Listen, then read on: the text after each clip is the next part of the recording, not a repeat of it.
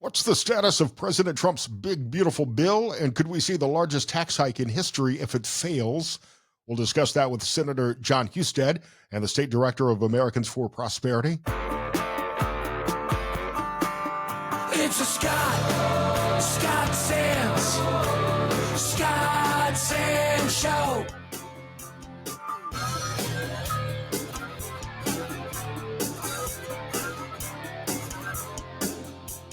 Hey there, how y'all doing? Welcome to episode 2564 of the Scott Sands Show, the podcast. It's available on all platforms. If you haven't already done so, please hit subscribe on your favorite podcasting platform. We're available, of course, on iHeartRadio, Spotify, Apple Podcasts, Amazon, YouTube, Facebook, and on X. You can follow me at Scott Sands Media. Kind of a hodgepodge of a show today, to be perfectly honest. I've recorded this over 3 different days. I've tried to remember what the hell I was wearing. with a simple flannel. I think I got it right on all 3 days. I'm not sure. Although it shouldn't really matter. One of our guests is on the phone, and one of our guests, I forgot to turn my camera on. So failures across the board on today's podcast, but thank you for listening anyway. Many thanks to some of our partners here on the Scott Sands Show, including 4guysandroof.com. Get an estimate in as little as 24 hours, and once you get on the schedule, probably within a week, they could even replace your entire roof on the same day. Just call Jamie and Mike at 4guysandroof.com. Thanks to rixahealth.com. Tim and Mia there have helped me lose more than 100 pounds in the last 14, 15 months. I've lost so much weight. I went on a job interview this past week, and I was going to wear a suit. It was an in-person job interview. Most of these job interviews have been over Zoom, so I could just throw on a sports coat or whatever and be fine on camera. But I went to put on a suit, and I was swimming in all of my suits. I have gone, and this I'm almost embarrassed to tell you how big my waist was a year and a half ago, but I've gone from like a 52, 54-inch waist down to about a 40, 42-inch waist. So literally, it wasn't even worth it for me to try to put a belt on. The pants were so big. By the way, I am still officially looking for a job. You can find my LinkedIn profile as well if you hear of any job openings that I might be a good fit for. So we'll get to our guests in a second. If you didn't hear, we got a new pope this week, and the internet has gone nuts with memes because he is from Chicago. Pope Leo XIV, the first American pope in church history. There have been 267 of them. Of course, St. Peter, the rock, the foundation upon which the church was built. And I've taken offense, even though I am a lapsed Catholic, taken offense with calling him an American pope. He is a pope for the entire world, for the entire Catholic Church. He's not a pope for America. And I think he made that crystal clear by not speaking, not addressing the crowd in St. Peter's Square in English. Spoke in Latin, spoke in Italian, spoke in Spanish, where he was a bishop and a cardinal. By not speaking English, I think that was sending a message to all of us that he is not a pope for America. He is a pope for the entire world. But he was born Robert Francis Prevost at Mercy Hospital on the south side of Chicago in 1955. He steps into the role of pontiff at age 69, turns 70 in September. Until now, a lot of his friends just called him Bob. In fact, we've seen some video of him at White Sox games. Saw a video of him talking to his brother after he was chosen as Pope. And I even saw a TikTok video. And this is probably why the College of Cardinals has never before elected an American Pope.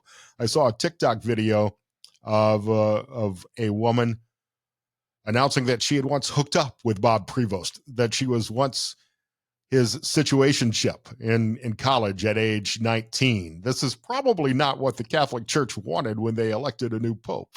So Bob Prevost grew up in the suburb of Dalton, I believe near the Indiana border, and went to college at Villanova, which I think is a big loss for Notre Dame. They couldn't even recruit a Catholic in their own backyard.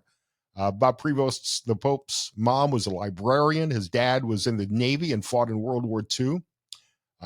He becomes the first American Pope, as I said, the first North American Pope, and the first Pope to come from an English-speaking country in almost 900 years. But even though he spent He's from Chicago. He spent 2/3 of his life in Europe and Latin America. He speaks 5 languages: English, Spanish, Italian, French, and Portuguese, as well as, of course, Latin. He can also read German. It's hard to say what direction at this point he'll lead the Catholic Church in, but he was buddies with Pope Francis. So a lot of experts believe he'll be somewhat progressive. And that's actually what I talked about a couple of times. I was on Super Talk Mississippi with the Bishop of Jackson, Mississippi last week and predicted that it would be a somewhat progressive selection for Pope to follow many of the policies of Pope Francis.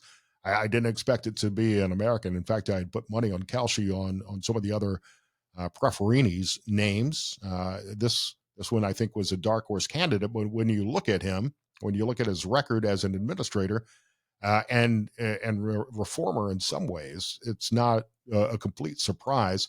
What I did say, though, even though I got the cardinal wrong in my prediction, I was on Super Talk Mississippi last week. I was on this podcast last week, and I did predict that the next pope, regardless of who it may be, would choose the papal name of Leo. And he did that as Leo the 14th. And the reason I said that is because Leo the 13th was known as a reformer. I believe the Catholic Church is in some serious need of administrative reform. But also Leo founded the church's social and economic doctrines in the day in the 1800s. And that's why I said, I think that the next pope, regardless of who it may be, would choose the name Leo. And I was proven right on that. President Trump said it's a great honor to have the first American pope and that he looks forward to meeting him. However, Pope Leo has been critical of some of Trump's America First policies. You may have seen some of the tweets that he shared critical of both Donald Trump and J.D. Vance, even though Bob Prevost apparently is a registered Republican and has voted Republican in several elections while in the States. But I think that we'll find him to continue many of the policies critical of President Trump moving forward as leader of the Catholic Church. And if you've spent any time on social media in the last couple of days, you've probably seen at least one Pope meme. They are everywhere right now. American Pope memes really kind of took off. A few of the jokes that gained traction included, we get a Pope that's been to Walmart. American Pope sounds like an HBO series. Smart play for the Vatican to go with an American Pope to avoid tariffs. And he's probably eaten more hot dogs than all of the previous 266 popes combined. Of course, there were a lot of Chicago memes too. Things like, God bless everyone in the world except Green Bay. Chicago Pope Tuesdays on NBC. Putting ketchup on your hot dog is now a deadly sin. And lots of people also joke that communion will now be deep dish pizza and Malort. And of course, there was the Pope. Lots of talk as well about whether or not he's a Cubs or White Sox fan. The Cubs tried to claim him, but his brother John crushed their hopes and dreams. He told WGN News that he and his brother grew up rooting for the Sox. And now the White Sox have at least one victory this season in being able to claim Pope Leo the 14th as the pontiff. If you live in Virginia, the amount of time your child can be on social media will soon be limited by law. Beginning next year, minors under the age of 16 will be banned from using social media for more than 1 hour a day. Not exactly sure how that's enforceable, but here is Jen Goldbeck. She's a professor at the University of Maryland weighing in on this topic. I don't know if I see it being effective, honestly. Kids are very clever at getting around these. And, I totally understand that, what are you going to do if you're a platform and a 12-year-old, 14-year-old signs up and says they're 25? Are you going to require ID from everyone who signs up for your platform? Probably not. If you take those platforms away, what they're going to do is find other platforms that are outside the bounds of what this law covers. So, again, it comes down to enforceability and parental responsibility and enforcing that law. I think it's probably wise to limit the amount of time any of us spend on social media, which can be a very toxic environment. We'll talk to Donovan O'Neil from Americans for Prosperity in a few minutes. I'm proud to have them as a sponsor of the podcast. Be sure to visit BuckeyeBlueprint.com to learn more about what they're doing here in the state of Ohio, and ProtectProsperity.com to learn more about things like making the Trump tax cuts permanent. Before we talk to Donovan, though, we're joined by U.S. Senator Jon Husted. Senator, it's great to have you on the show. This is by phone only, so I'll pop a picture of you on the screen here. How are you, sir? I'm doing great. Thanks for having me on, Scott. Well, congratulations. Your first piece of legislation as a senator recently signed into law by President Trump. Let's start there. Tell us about that. Repealing Biden era regulations that they put on appliances, heating, cooling systems that would have added, more testing, more compliance costs, more efficiency rules, but really had no impact. It would have reduced the amount of consumer choice you have, driven up costs for consumers. Look, its bottom line is it's fighting inflation. Every time the government adds a regulation and a manufacturer has to do one more thing, that's just another penny, another dollar, another $10 that ends up getting added to the price of a product. And so we were repealing all those Biden era regulations, and I was glad that I was able to get it passed on my 100th day in office, and was over at the White House here recently with the president where he signed it, and he was very gracious, and it was just nice. And I was really happy that the first thing I did was to truly make government smaller by removing regulations and not adding ones on, which I think is true to the mission of what I said I wanted to do when I went there. Yeah, so I want to talk about your first 100 days, but on this specific piece of legislation, take us kind of behind the scenes on how the sausage is made. We all know the Schoolhouse Rock song, and I'm not going to make you sing it, but what really goes into the whole process? Well, this is interesting because this is a resolution. And what happens is that when the previous administration, or any administration for that matter, puts in regulations in the waning days of their administration, you have a certain amount of time to repeal those. Okay. And the window's open. So on this particular one, it was the resolution started in the House. I carried it in the Senate, and it essentially is a continuing resolution repealing the regulations. And it is something that I had made it known that I wanted to work on these kinds of things. And so when the resolution came over, the Senate leadership assigned it to me, and I worked it and was the sponsor on the floor. And then we had a vote, and every Republican voted for it, and every Democrat voted against it. Weird how that welcome works. to the U.S. I'm Senate. shocked. So, Yeah, I know. I think many of us would like to see the entire 4 years of the Biden administration repealed, but there's no process to do that. You have to do it kind of one by one. Well, you know what the worst thing that the Biden administration did is that turning a blind eye to the crisis on the southern border, because now you have you pick your number, 10 million, 15 million people here who are here illegally or soon will be here illegally when their temporary protected status runs out. And they left this mess for the next generation of public officials to clean up, for President Trump to clean up. And it is indeed a mess, because it is human trafficking, it is fentanyl, it is crime, it is chaos. And those are things that the previous administration did that it's going to take 4 years and more to unwind. I would. The president has done a remarkable job. Tom Homan has done an amazing job in securing our border today, but we still have these more than 10 million, more than 15 million people who are in the country illegally, many of them criminals, many of them violent gang members that we're trying to get out of the country now. And we have unelected partisan judges who are trying to block the Trump administration at every step along the way.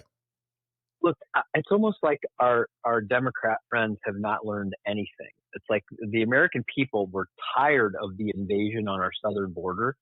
And so we have people who came in here illegally, and they're screaming and hollering that they deserve more due process when we send them back. It's like, wait a minute, I'm all for the rule of law, but these people got to the country illegally. They invaded our country. Like, if I went to Italy and invaded Italy, like, they should throw me out, right? I didn't come there illegally. I have no right to be there. Send me packing. Well, that's true of tens of millions of people who've had visas expire, who came here illegally to begin with, and you got to go back. And the idea that they will keep descending to their very death, the idea that these people should stay here, particularly after they've committed crimes and things like that, is just befuddling to me. Well, and we have so many things on the Trump agenda that need to be enacted into law. He has signed hundreds of executive orders that the Senate, that the House need to take action on to make them permanent, so they're not erasable immediately by whomever the next president may be. And That's right. this is a good start. Obviously, you're also working on President Trump's big beautiful bill. A lot of discussion about what the House Ways and Means Committee is discussing at the moment. But the most immediate priority, in my opinion, needs to be to make the Trump Tax Cuts and Jobs Act permanent. Yeah, absolutely. And we're working on that. This is a needle that's very difficult to thread because there's a lot in here. You have Republicans from some of these. First of all, the Democrats are never going to be for it. So you only have a couple votes to spare in the House and in the Senate with Republican majority. So it's getting everybody on board. Some people want their SALT expansion for their high tax states to be reinstated. Big challenging issues. Some people want to make cuts.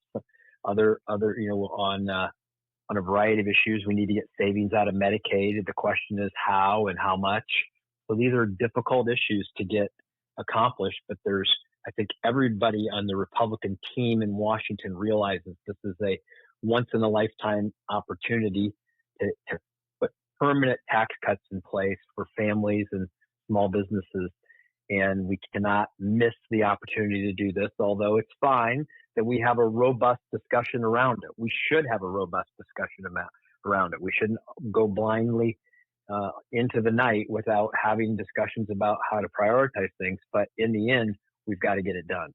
And unfortunately, the clock is ticking. There's a limited time before the midterms begin, and all attention will be on the campaign, which we'll talk about here in a minute as well.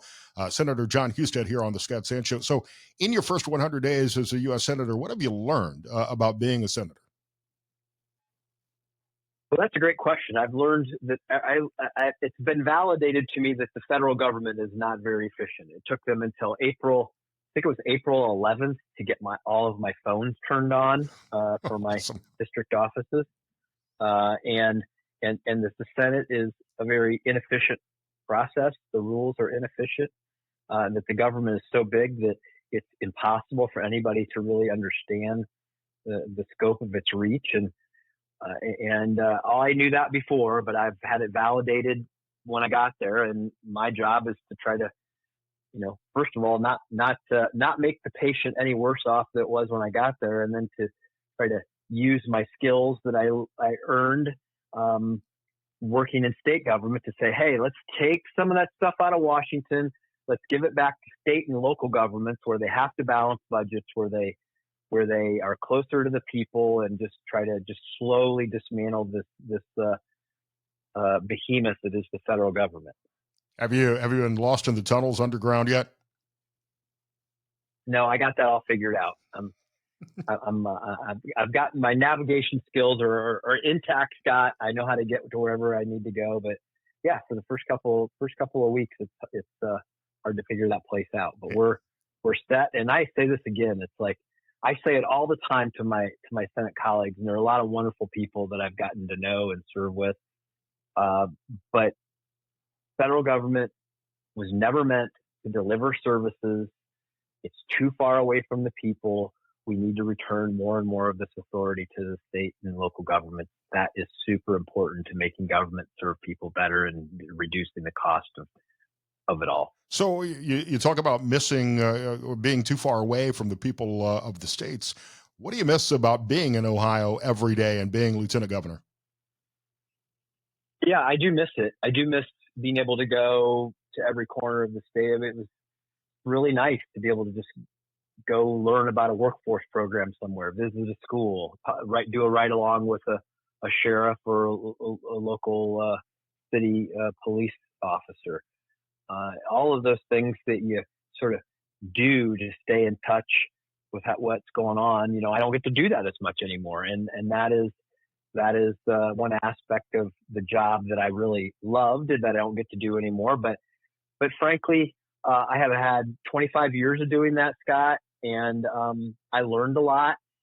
And I found that there are a lot of people in the Congress who've never had that experience, that they've never actually worked delivering services before at the state or local level, and having my experience there I've been able to contribute early on. I just keep saying, we don't have to figure it all out here. Just turn it back to the states. Give them pilot programs. Let them do these things, and they'll figure it out, and then we'll learn. Some states will do it great. Some states will mess it up. But we'll learn from that, and then we can change the federal policy once we have some proven results at the state level. And I just, I'm just a states' rights guy that just keeps saying that all the time in everything that we encounter. I want to talk about a big announcement this week from the Ohio Republican Party in just a second, but a couple other notes of your work in D.C. so far. You recently co-sponsored a resolution with Senator John Fetterman about children's mental health. How important is it for you and for senators to find ways to reach across the aisle to find some common ground on a lot of these issues? It is so important because if you don't get 60 votes in the Senate, you can't pass a law change. You can pass a budget and just on the finance side, but you can't make any policy changes without 60 votes. And that means you got to find some friends across the aisle, and Senator Fetterman and I understand the challenges that children are facing on the mental health front with its social media and the algorithms and the targets that get how they're targeted our children, and how we need to help them. Instead of making them victims, we need to make them more resilient. How do we help children be prepared for life, that we help them gain that resiliency that they need to be productive, confident, successful adults? That's I think a lot of times on these fronts we're just not paying attention to all the things that are going on to kids, and we're just trying to draw awareness to that. And working with Senator Fetterman helps me do that. I found it interesting that this was something that you worked on with him, because in recent days, Senator Fetterman's mental health has been questioned. Can you share anything about with us about his mental faculties in dealing with him? Well, I can't. I'm not going to wade into that. I've always found him to be polite, and but I have no idea what goes on inside of his office. The fact that he was willing to. He was the only Democrat, by the way. We offered this to all Democrats to try to work with us, at least at the staff level we did, and he was the only one that wanted to jump on board with us. So, I'm just trying to make friends wherever I can. Interesting. This week, the Ohio Republican Party made some endorsements, including you, for re-election to the U.S. Senate.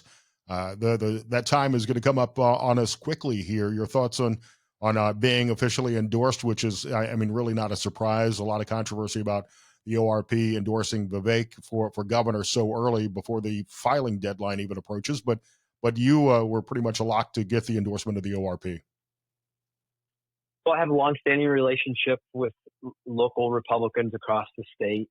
They know what they're getting with me. I'm a tried and true conservative who is supportive of the America First agenda that the president wants to get accomplished. The president endorsed me, complete and total endorsement, as he said to me over the phone, and he posted that. He was very generous with the kind things he said about me and working with me, and so that I think helped give everybody on the ORP State Central Committee the confidence to say, hey, there's really no sense in debating this any longer. Jon Husted's our guy for the Senate, and we're going to endorse him. And I'm grateful to have that grassroots support from, that's 66 grassroots supporters who are elected as the Republican representatives of their particular area, who all voted for me to be the nominee for the U.S. Senate. So I'm always honored. I never take any of that stuff for granted, Scott.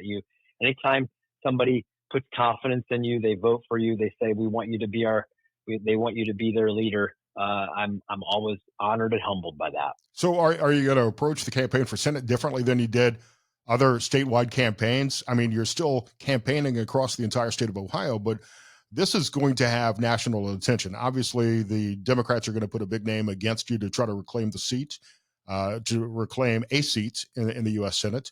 So it's going to be an expensive, hard-fought battle, I'm sure. Yeah, I don't think it changes for me, because what is campaigning? Is getting out and meeting people, things I already have been doing and I love to do. You go visit all 88 counties when you're a Republican. I'm not sure the Democrats get to all 88 counties, but that's how I do it. That's how I've always done it, and that's how I'll continue to do it. What changes is the amount of money that gets dumped in from outside of Ohio. You really don't have any control of that. You'll have interest groups that will, I don't know where the Democrats get their magic money tree, but all of a sudden it just, big billionaires from all California and New York all of a sudden drop nasty television ads about you, and there's nothing you can do about it. But I am not concerned because the people of the state who've known me for the time that I've been serving them, they know that kind of stuff that comes out of Washington is just not true, and I'm confident that we'll be successful. How do you think Jim Tressel is doing in your old job? Well, I've been very happy to see him lean in heavily on the workforce aspect, because that was a big part of what I did. And remember, he's always been an educator in his mind, as a coach, as a college president. And so the idea of what he's doing, continuing to advance workforce development at career tech, at community colleges, all of that really is great. I'm glad to see that he's really continuing to push those kinds of issues forward. And he's doing a great job. And you're still doing that in DC too. You are a co-sponsor of National Small Business Week, which just ended this week. It's so important to focus and improve the lives of small business owners across Ohio, across the country. They make such a huge part of the economy. And that also kind of ties into what we were talking about earlier about extending and making permanent the Trump tax cuts, which affect small businesses on a really intimate level. Yeah, I understand, if we don't enact renew the Trump tax cuts, taxes on small businesses will jump dramatically. So remember, we're not cutting taxes when we do that. We're maintaining the current policy of America. And if we fail to get that done, as the Democrats want us to fail to get that done, taxes will go up dramatically on small businesses and on working families who were the primary recipients of the last Trump tax package. And that's what we've got to get done. And small businesses, that's where the innovation goes on. Those are the people who are either single sole proprietors or employ a handful of people or serve your neighborhood, serve your communities. And we've got to continue to keep them strong. And that means no more regulations on them. Keep their taxes as low as possible. And let the innovative crowd of entrepreneurs in America make this country great long into the future. Yeah, if you fail to extend these tax cuts, it will be the largest tax increase in American history, and we can't allow that to happen. I know we're short on time here. That's what Senator Jon Husted. That's what people don't understand. So we got to get it done. We got to get it done. We got to get this tax package done. It'll be a giant tax increase, and we're just trying to keep things going here in America. You were at the White House when the Buckeyes visited with the national championship trophy. Your thoughts as Vice President Vance nearly broke the thing. So I didn't go to that. I hadn't been home. I wasn't there because I hadn't been home. Like literally, we'd been working 5-6 days a week in the Senate, and I finally got a chance to come home that week and go visit. I was I was in Sylvania at the time, Scott. The vice president was with the Buckeyes. I was up in the Toledo area at that time, so I didn't get to be there. But the vice president, I would say he bobbled it. I don't say he dropped it. How about that? He didn't drop it, but I would have expected you to dive in to save it at some point. Well, yeah, I would have gladly been there, but he was in more trusted hands. I think Travion Henderson was right there with him, so Travion probably do a much better job of that than I would. I want to see you in a Crimson Tide jersey when Alabama visits the White House after next year's championship game. Oh, are they going to be visiting, watching the Buckeyes that day? Is that what's happening? You're predicting? I would hope Alabama. I'm not putting any money on it yet, but I would hope Alabama reclaims the national championship. So Scott, if you've noticed, the last 2 years, 2 Big Ten schools have won the national championship because it's now legal for the Big Ten schools to pay their players like the SEC has been all along, right? Oh, you had to go there. We should put an asterisk next to Michigan's national championship game. I'm really excited. I think we should just make Nick Saban the president of college football and fix college sports right away. He's a smart cookie, and Nick Saban is he's a talented guy, and we would be wise to listen to his experiences. Senator Jon Husted on the Scott Sands Show. Good luck in the campaign, and I'm sure we'll talk soon. All right. Take care. My thanks to Senator Jon Husted for joining us on the podcast today. House Republicans released a portion of President Trump's tax agenda late Friday, bringing them one step closer to completing the commander-in-chief's big, beautiful bill. The legislation includes a child tax credit increase, a higher threshold for estate tax liability, what we call the death tax, a few other measures. It also lays the groundwork for making Trump's 2017 Tax Cuts and Jobs Act permanent. We'll talk about that with Donovan O'Neil in just a minute. Republican leaders warn that failing to make these permanent would lead to a tax increase of over 20% for millions of Americans. They're set to expire at the end of the year. There is no information in the bill so far about state and local tax deduction caps, the SALT tax caps, which have been a big point of contention between blue state Republicans who are critical to keeping the House majority and Republican lawmakers from deeper red, lower tax states. Another notable exclusion is the millionaire tax bracket increase, which Trump floated last week, a small tax increase on the ultra wealthy. A source says that Trump was considering allowing a pre-TCJA 2.6% tax hike on people making $2.5 million a year or more. It doesn't mean that these measures or others are excluded from the final bill. The legislation is also expected to include new Trump tax pledges like eliminating taxes on tips, overtime wages, and Social Security checks for retirees.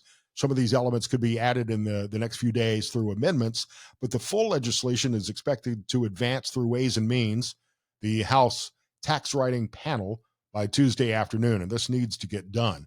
Right now, Republicans in the House have a razor-thin 3-vote margin, which means really cannot be any dissent amongst Republicans without passing through Democrat support, which there is none. So they're hoping to do that with virtually no Democrats on board with this policy overhaul.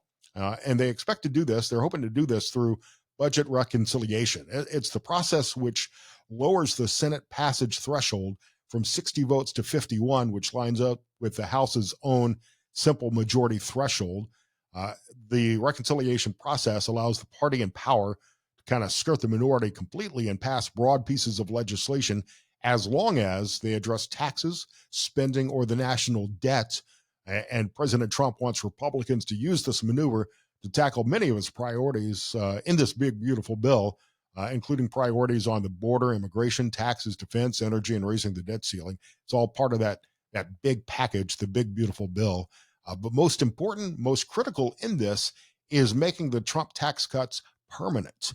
Donovan O'Neil is State Director of Americans for Prosperity, Ohio, and he's joining me now. It's great to have you on, as always, Donovan. Scott, always good to be chatting with you. Thanks for having me.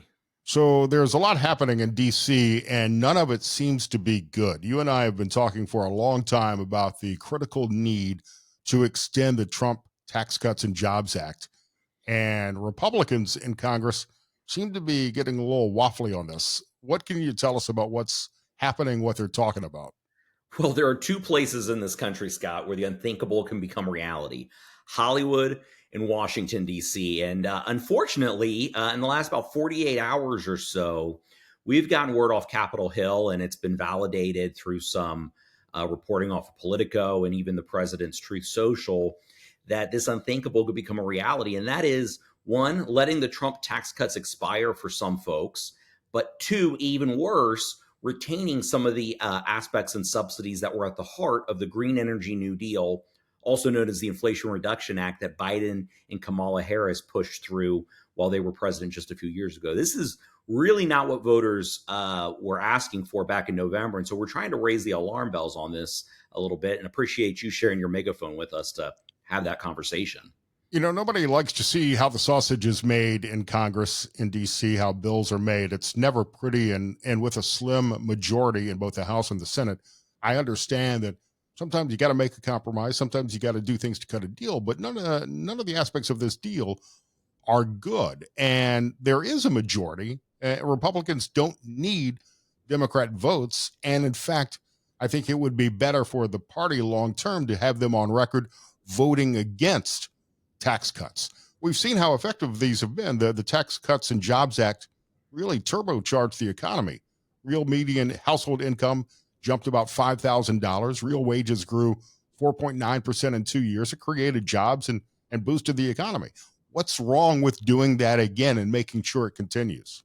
Well, that's absolutely right. And, what's crazy about this, too, is just earlier this week, we had released some polling that had been widely covered that pointed out a couple of key things, one of which was that 8 in 10 likely voters, 80% of voters want President Trump's tax cuts extended before they expire at the end of the year. But then when asked how we need to deal with the $2 trillion federal budget deficit, those same voters, 51% of them said they would like to see cuts in spending, with 44% wanting to see growth in the economy. So the voters get this, Scott. What the problem is, I think, is you've got some DC insider folks who just view the world through a different lens and are beginning to get a little skittish and feeling like, hey, we have to sort of bend or capitulate to our friends on the progressive left who have been chirping in our ears about this stuff. We know it doesn't work. Go back to the early 90s, right? Even President Trump in a Truth Social post this week pointed this out. Under H.W. Bush, what was his quote, Scott? Read my lips, no new taxes, right? They reneged on that promise, and Republicans were squashed in the early 90s. We had 8 years of Bill Clinton, and it's taken a while for Republican Party, for conservatives to regain their footing in this country. We've got that footing. We've regained that moral authority on taxes and spending.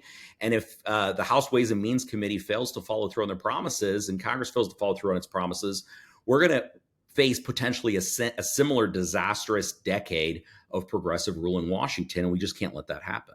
It's one of the problems with a lot of politicians is they'll talk a good game before they're elected or during a campaign. And once they get in office, they love to get our money and they love to keep spending our money, and they don't want to relinquish that checkbook power to give it up even just a fraction of a percent. The Truth Social post you mentioned from Donald Trump, I'll read this.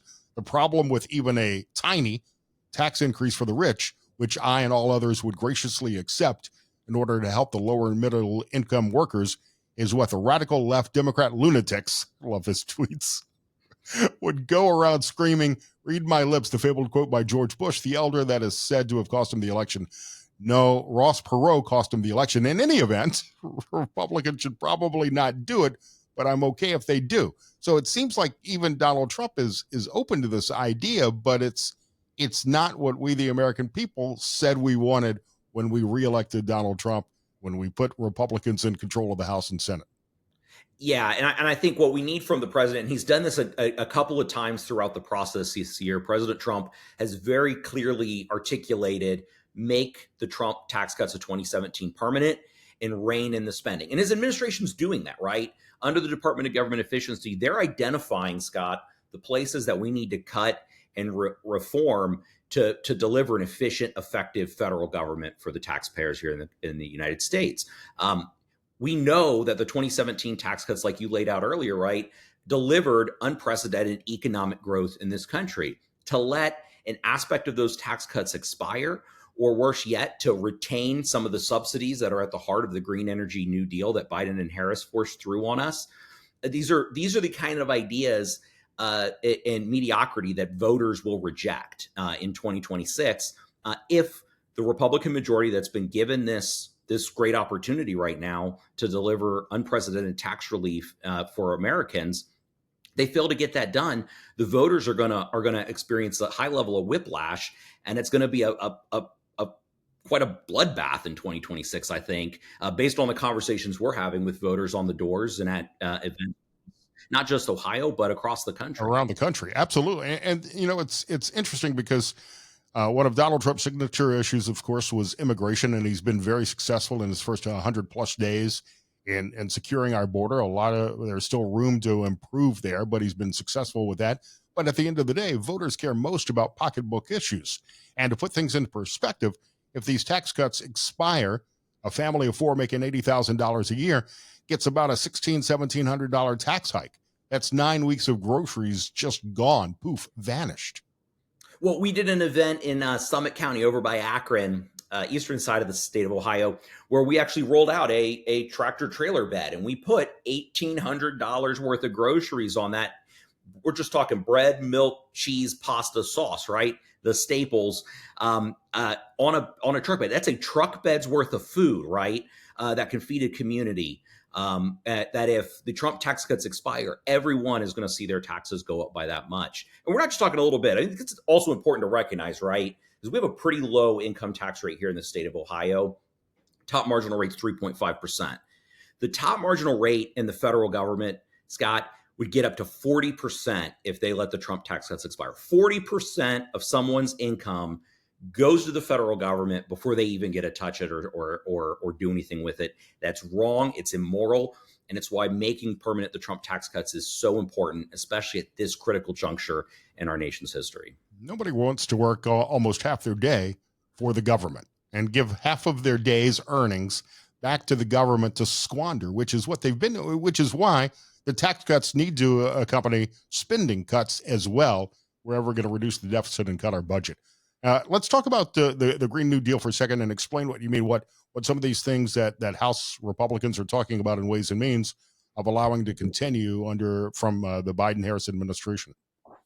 Yeah, well, as you may remember, right, during the Biden administration, they passed through the so-called Inflation Reduction Act. The idea of the Inflation Reduction Act is we're going to spend more federal dollars to undo the effects of more federal dollars have on buying power in the country. It's ludicrous. It was wrong then, and it's wrong now. But that's a lot of what voters went out and elected the Republican majority to do, right? As they said, Republicans were campaigning on the idea of saying, we are going to undo the effects of the Inflation Reduction Act. We are going to eliminate these Green New Deal subsidies, these the subsidies, right, that force us from gas-powered vehicles to electric battery-powered vehicles, that pass out subsidies, right, to solar and wind programs, to pick favored industries in the energy sector. And we're going to end those subsidies. We're going to rein in the spending and the growth of government in order to pay for and ultimately pay down some of our national debt and continue the Trump tax cuts of 2017. The problem here is they're contemplating actually keeping some of those subsidies rather than going at and addressing the increased spending that the Inflation Reduction Act brought upon this country. And that's the real ask. Two things. One, make the Trump tax cuts permanent, just continue the existing policy on these tax cuts and these tax rates. And then two, eliminate the costly subsidies that are at the heart of the Inflation Reduction Act that picks favored industries in our economy.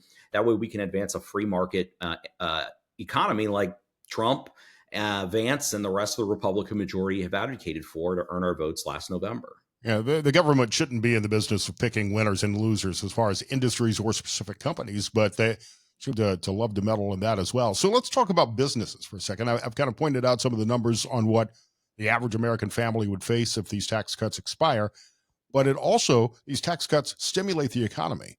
20% of small business, the 20% small business deduction helped to fuel about 1 million new jobs and $150 billion in growth. 26 million small businesses would face a crushing 43.5% tax rate, which hammers Main Street. We can't allow that to happen. Yeah, well, and I think about a story that I bring up frequently is Todd. He's in Southwest Ohio, Butler County, Trenton, Ohio. Has a small family-run grocery store, an IGA, Todd's IGA, and gas station. We've done a number of events there because Todd gets it. He employs a healthy number of folks and serves a small community here in Ohio. He did a video with us. It's up on our socials. I probably need to bump it up so it's available to your listeners who are curious and fact-checking me here. But what Todd points out in this quick video is he points to some deli equipment that's in his grocery store. And he says, I remodeled and purchased all of this and was able to write it off in the first year. What does that do, Scott? Well, one, it allows him to make investments in his business to give his customers a better product. But also because of the simplicity and beauty of the Trump Tax Cuts and Jobs Act of 2017, it made it easier on the compliance costs, right? He could write all that off in year one rather than having to consistently go back to his CPA and manage that depreciation over a long period of time. That's the kind of simplicity, the kind of business-friendly economic growth type policy that voters are looking for, that small businesses are looking for, right? And Todd's not a millionaire or a billionaire, Scott, who needs to pay his fair share like Nancy Pelosi wants. Todd lives in a small community, employs dozens of local residents, and creates jobs and opportunity right there in Butler County, Ohio. Those are the kind of folks that the Tax Cuts and Jobs Act can help if we make these Trump tax cuts permanent. Yeah, I haven't shared Todd's story on my show, and I don't know Todd, but it's the perfect epitome of why this is so important. Someone we have talked to on the show a lot, and I should probably get him back on, is Congressman Mike Ruley. Mike owns a family grocery store in Youngstown, and the margins in that industry are so small that this kind of tax rate would just kill businesses like his. Yeah, well, and these are the kinds of stories we hear across the state and across the country, right? Is the mom and pop businesses, the small businesses, which by the way, it's Small Business Week, right? National Small Business Week. At this time, they're talking about actually raising taxes and retaining high government spending that fuels inflation. We need to be these policies not only help the small businesses, they also help the working and middle class Americans, right? We saw a number, you can remember, you can go back, the headlines, the articles are still out there on the internet, that when the Trump tax cuts of 2017 were enacted, were signed into law, and the days and weeks following, companies, large and small alike, gave out new bonuses, wages were increased, right? $1,000, $5,000 bonuses, companies like Walmart and others, because they were able to keep, right, because the tax policy was more favorable for business, more favorable, let people keep their business, that keep more of their hard-earned money. They were able to invest in their employees and their businesses rather than it going into the black hole that is Washington, D.C. and the out-of-control bureaucracy that, fortunately, Trump and DOJ are working to tackle, but we need to stop feeding that rigged system. If I'm remembering these numbers correctly, I believe wages increased by about $2,100 to $3,300 per worker.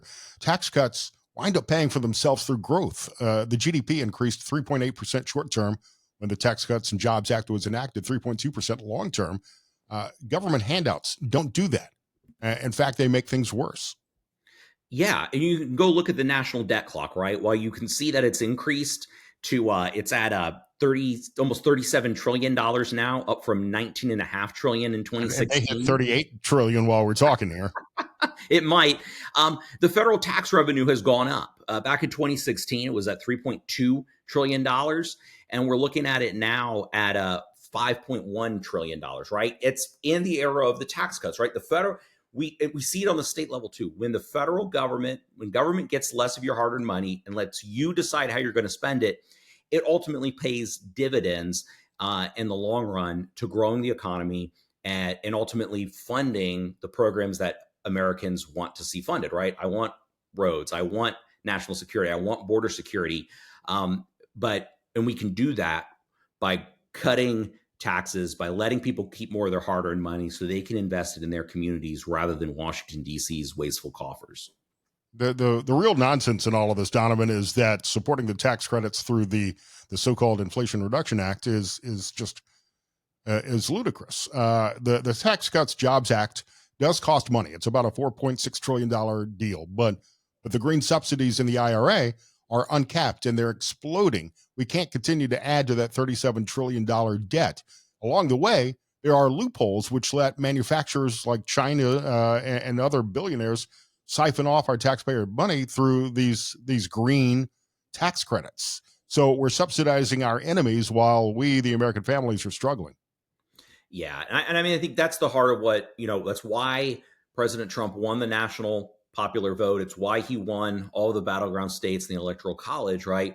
Was he pointed out we need to enact policies that are going to make our country strong. You don't make America stronger by raising taxes on certain citizens. You don't make America stronger by keeping progressive Democrat subsidies in place that are at the heart of the Green Energy New Deal. You make America stronger by cutting taxes, by making the system fair, right? Everybody's operating on an even playing field, and reining in the out-of-control spending, waste, and abuse that has plagued Washington, D.C. for decades. And we're actually at a key inflection point, a moment where Americans want to see that happen. And we have leaders like President Trump and others in this new Republican majority who earned our votes because they said they were going to do these things. They were going to rein in the out-of-control spending and make permanent the tax cuts.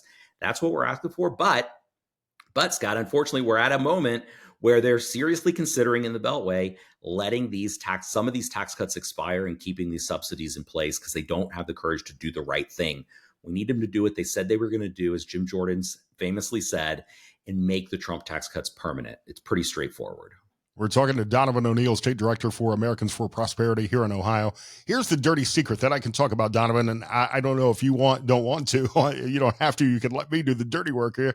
But the truth is, as these Republicans are looking at the big, beautiful bill, there are 11 ways and means Republicans in districts with clean energy investments from the so-called Inflation Reduction Act. So they're under pressure from the corporations in their districts, probably from some voters as well. But to cave to that pressure actually winds up alienating their base. We, the voters, we, the people, want cheaper energy and not EV tax credits that are hidden in the Biden IRA. No, I'm not afraid to go there. I'm glad you bring that up, Scott, because I think that's at the heart of the problem, right? Is we have, and this is Speaker Johnson, he's done a phenomenal job of keeping this conference together and staying the course. And the challenge is you've got a number of congressmen from a wide range of states and interests that we're trying to all kind of harmonize and bring together. But there's one consistent theme, right, that unites all Republicans, all conservatives, regardless of New York, Ohio, California, Florida, or wherever you might be from, is that we want to make permanent the Trump tax cuts. We know they had a positive impact on our economy, on our families, on our communities, and we need to undo the disastrous effects of the Biden-Harris administration.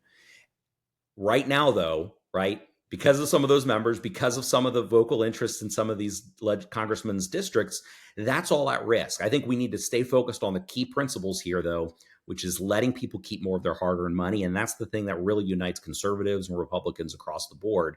And that's our message today, right, is to get that word out there, to have constituents contact their member of Congress and say, look, I voted for you because I wanted to undo the disastrous effects of economics and make permanent the Trump tax cuts. That's what we sent you there to do. And that's what we're going to be here. When you come back from Congress, we're going to have your back when you get that job done. If you get that job done. If you get that job done. And I normally shy away from rhetoric like this, Donovan, but really these tax hikes and green policies are elite-driven attacks on we, the hardworking Americans, the farmers, small business owners, families in our country. We've seen the success that Trump's economy can provide, and we've seen the failures of the Joe Biden economic policy. It's a clear choice between prosperity or decline, and it seems like Republicans in the Ways and Means are getting a little squishy on this. Voters reward bold leadership, Scott, right? It's why when we had the candidates we had last November out there on the stump talking about these economic issues, these bread and butter kitchen table issues like taxes, like government spending, waste and abuse, like border security, that voters rewarded the candidates who highlighted those issues and talked about them, right? If we waffle on that, if we fail to follow through on those promises, the whiplash from the voters is going to be breakneck, right? It'll flip. They'll look for others who are going to deliver on who they believe can deliver on those promises or provide the relief. And it'll be disastrous for the Republican Party and conservatives across the country. That's what we're looking to head off here. That's what we're looking to avoid. And by the way, it's not just us, right? There are a number of other organizations raising the alarm bells this week on this issue. Groups like Grover Norquist, Americans for Tax Reform, right? Who have been consistent, steady fighters for tax relief in this country and been successful. I think the president and congressional leaders need to listen to folks like Americans for Prosperity and Americans for Tax Reform and others, because we're the folks, right, who have our finger on the pulse of what Americans really care about. And what they care about is seeing the Trump tax cuts made permanent. We all want to see the swamp drained. We don't want to see these Republicans cave to corporate pressure. This needs to get done, Donovan. And if it's not done, if the tax cuts are not extended and made permanent, in my opinion, it's economic malpractice. Yeah, I mean, that's 100%. I can't say it better than that, Scott. The pressure needs to be put on our representatives, our senators today to get this done, to make the Tax Cuts and Jobs Act permanent. Otherwise, we'll face a historic tax hike of billions of dollars. Donovan, it's great to see you. How can we get involved? What else would you recommend we do? Well, two things. One, here in Ohio, we've got two great congressmen. They are stalwart conservatives, but they're in the committee. They're in the trenches in some of these conversations. They need to hear from your listeners. Congressman Max Miller and Congressman Mike Carey. Again, great conservatives, but we need to make sure they're hearing from their constituents on that message to make the Trump tax cuts permanent. Part two, go to protectprosperity.com today. You can arm yourself with some information, but most importantly, there are some call to actions you can take there to have your voice be heard on Capitol Hill. It's going to take constituents, right, making sure that they let their representatives know that they've got their back when they take the bold votes to make the Trump tax cuts permanent, to see this thing stay the course and get a mission accomplished here this summer. So protectprosperity.com. I said the tax cuts expiration would cost us billions of dollars. I actually maybe underestimated that a little bit. It's $4.5 trillion tax increase, which would be by far the largest in U.S. history. That's economically crushing. We do not need more taxes in this country, Scott. Washington knows it's a simple premise. Washington has a spending problem, not a revenue generation problem. We need to cut some of the spending and let more Americans keep their hard-earned dollars. That's the kind of policy that voters are going to reward in 2026. It's what they elected a Republican majority to do in 2024. And it's not just good politics, it's good policy, and it's going to make America strong. ProtectProsperity.com. Donovan, it's great to see you. Thanks. Have a great weekend. Scott, thanks as always for sharing your megaphone with me. Ways and Means Chairman Jason Smith of Missouri said in a statement last night, Ways and Means Republicans have spent 2 years preparing for this moment, and we will deliver for the American people. We'll wait and see, and we'll hold them accountable for that. It is Mother's Day weekend, and if you're planning on celebrating with a mom in your life, there are 3 things you can do. Buy a gift, plan some time with her, and give her the day off. Lots of people, of course, go the gift route, even if it's something like flowers, a card, or a meal out. The National Retail Federation says consumer spending on Mother's Day expected to reach $34 billion this year, which is up a little bit from $33.5 billion last year, but still down from the record in 2023. What does this mean for a random person? On average, people are planning to spend about $260 on Mother's Day gifts and celebrations, about $5 more than they budgeted last year. The NRF says thoughtful gifts are popular. About half of people want to give a gift that's unique or different. 40% want to find a gift that creates a special memory. And about a third of men are looking to give a gift experience. Along that same line, there's a new list of trending Mother's Day activities, which includes craft and cooking classes. Nothing says like you're a horrible mom other than, why don't you learn how to cook? Also going to see a show, some wine tasting. Moms online also suggest keeping it simple, like going on a peaceful, no complaints hike. You could also go sightseeing to a park or plan a picnic or make a memory. Do something different and unexpected, like offering to participate in one of her hobbies, planning a day out in a new neighborhood or town, or making a homemade treat, even if it's just a pitcher of margaritas. Practical gifts are also great, like things for around the house. Don't get her a vacuum, though, or a blender, anything that you would have to use to work for you. One report online found that Americans might spend less on gifts this year because their budget is tighter these days, which is fine. In a recent survey, moms said they'd trade gifts for free time. That's both a bonus. It's family time, personal time when they can enjoy some downtime from their busy mom life. That can include giving mom the day off to enjoy a nap, taking care of the meals for the day, letting mom enjoy sipping on some lemonade with a book or her favorite streaming content, or just some personal time to pamper herself and put her feet up. Happy Mother's Day to all the moms who are listening and watching this podcast. You're appreciated and loved and always on our minds, whether you know that or not. Many thanks to partners of the Scott Sand Show podcast, including Christy at the Art of Men's Grooming. She just did my hair on Friday. Thanks to Jeff downstairs at Whiskey Red Saloon. I think they're celebrating Customer Appreciation Night tonight, Saturday, downstairs here at the Commodore Perry. And thanks to Alp Nicotine Pouches. You can try these out. They're definitely moisture. They've got more flavor than some of the other brands you might be able to buy for a better time. This is Tucker Carlson's company. Use the link in my comments below and save 10% on your first purchase of Alp Nicotine Pouches. And use my link whenever you order Alp online. I appreciate that.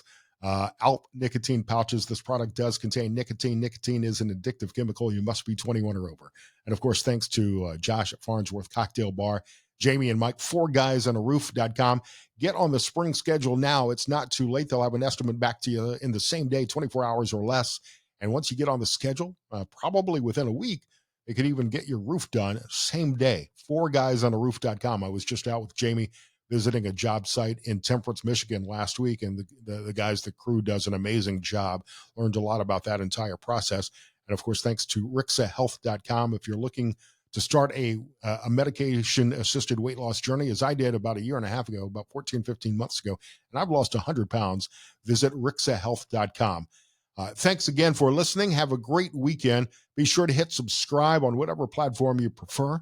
We're available on iHeartRadio, Spotify, Apple Podcasts, Amazon, YouTube, Facebook, and you can follow me on X as well, @Scott Sands Media.